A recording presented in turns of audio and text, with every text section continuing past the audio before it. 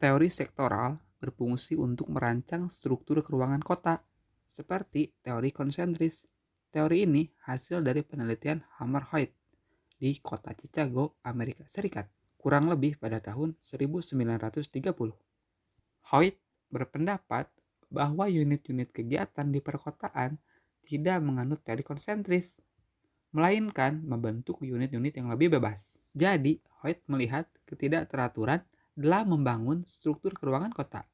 Bentuk dari teori sektoral dapat kita lihat pada gambar berikut. Tidak jauh berbeda dengan teori konsentris. Teori sektoral pun terbagi ke dalam 5 zona.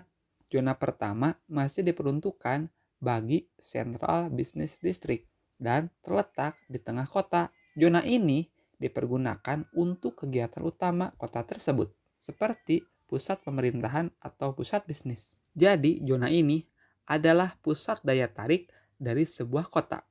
Selanjutnya, zona kedua terletak memanjang dan mengapit pusat kota dan diperuntukkan bagi daerah manufaktur dan grosir.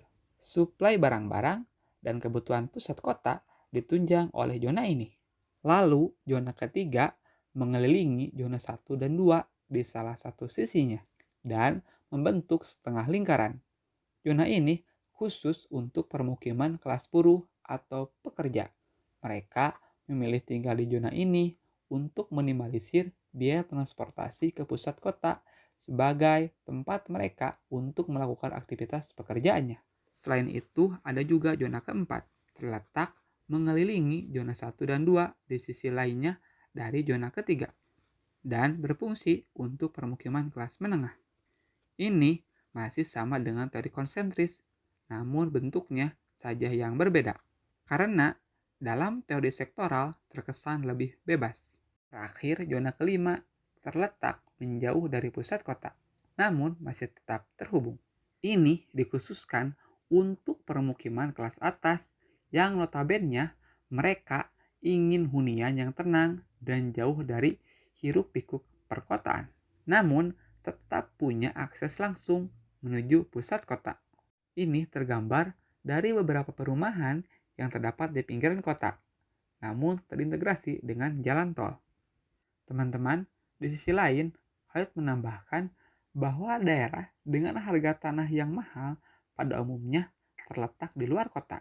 Sedangkan harga tanah yang lebih murah biasanya merupakan jalur-jalur yang bentuknya memanjang dari pusat kota atau pusat kegiatan menuju daerah perbatasan. Ini disebabkan karena zona di luar kawasan perkotaan lebih cocok untuk menenangkan diri karena suasananya yang masih alami, dan biasanya wilayah seperti ini memiliki nilai jual yang tinggi.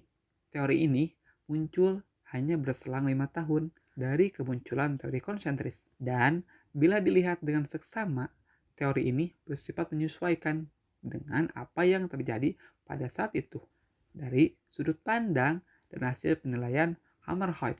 Salah satu yang melatar belakangi perbedaannya adalah tingkat perkembangan penduduk di kota tersebut, sehingga membuatnya tumbuh tidak teratur. Inilah yang membedakan teori konsentris dari Brooks dan teori sektoral dari Hoyt.